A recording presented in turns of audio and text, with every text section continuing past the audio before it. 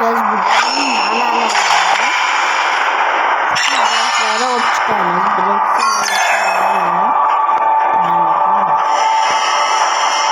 teknoloji.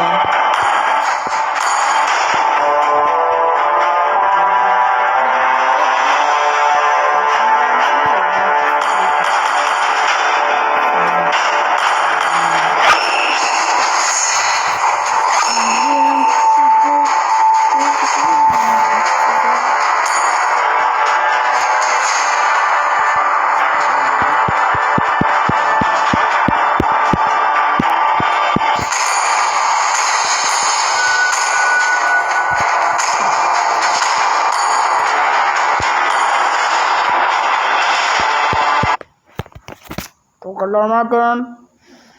Qilma mehmondir tanangda bu jon ham ko'p uchrar yo'lingda yaxshi yomon ham izlamas topilar har mushkulga iloj gargamoqdan boqmasin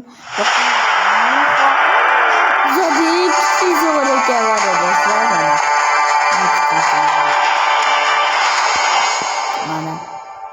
mana shu eng kuchlisi do'stlar qanaqadaylar eng kuchlisi Sabir bor ekan.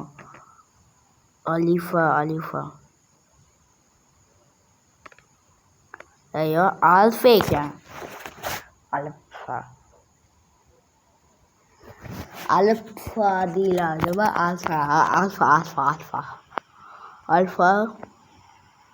Ularda ham bunaqa bor ekan, menga o'xshagan skin.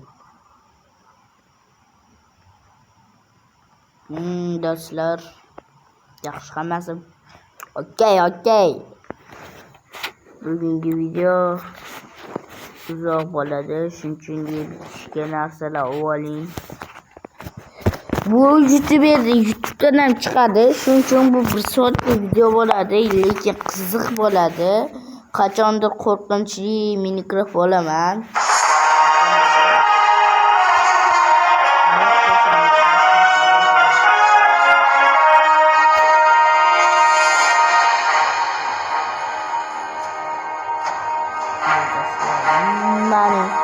Qaylarga ketib 5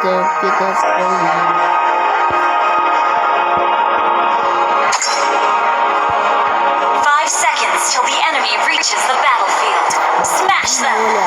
Okay!